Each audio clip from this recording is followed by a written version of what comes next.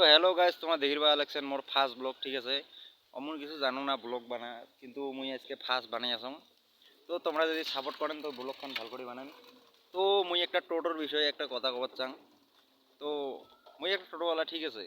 তো আর একটা টোটোওয়ালা ভাই আছে।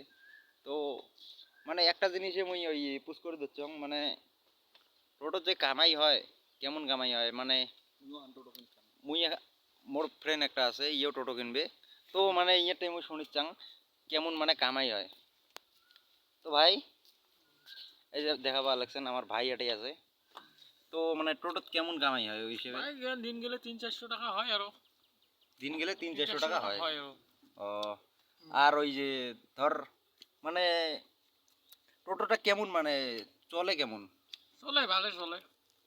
লাইনত কোনো অসুবিধা হয় নাকি? অসুবিধা নাই লাইনত কোনো, যেটাই হোক আর কি ভাই।